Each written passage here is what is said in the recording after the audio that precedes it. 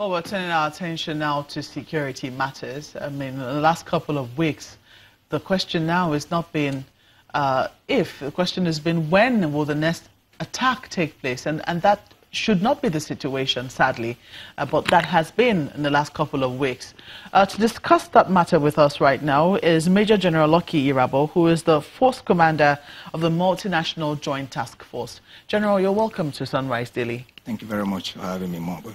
It is really heartbreaking that this is the situation we have found ourselves. In the last couple of weeks, we have been seeing attempts. In some instances, they have been successful. In some instances, they have not been successful. What we hear is that the would-be terrorists blow themselves up without any casualties.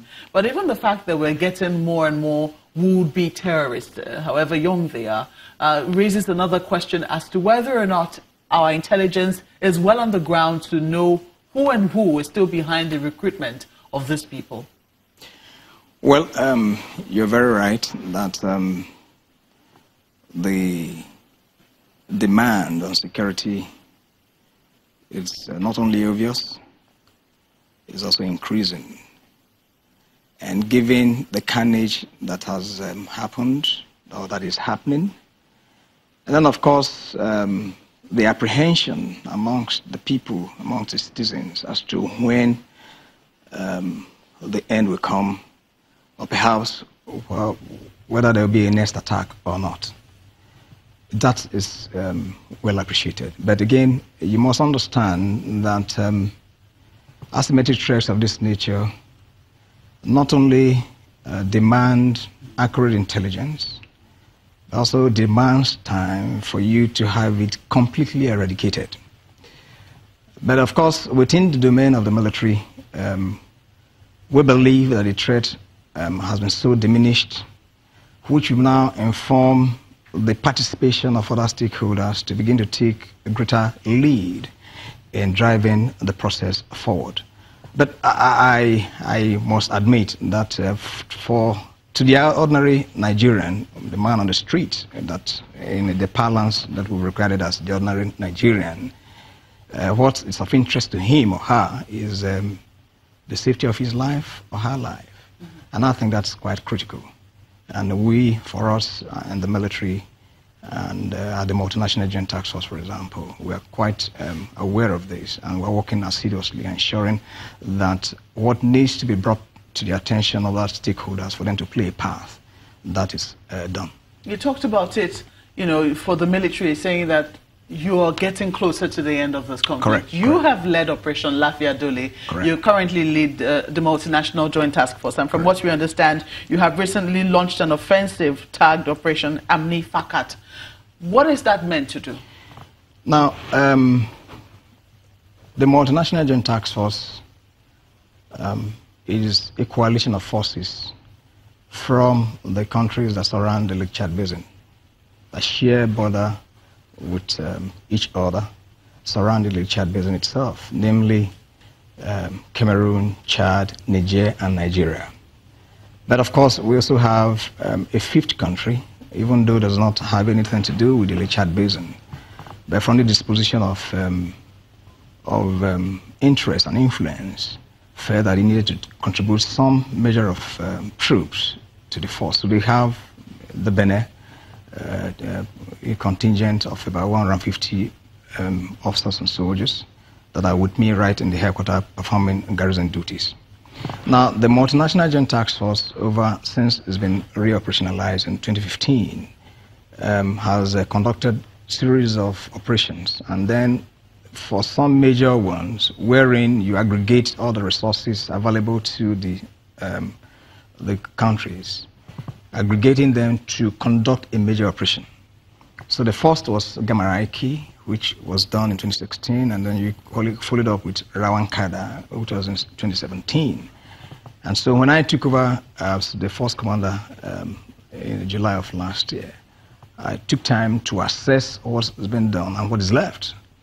And so we put up this operation to be able to address key areas that Rankada did not address, and which is the receding of the remnants of the Boko Haram into the recess of the Lake Chad Islands.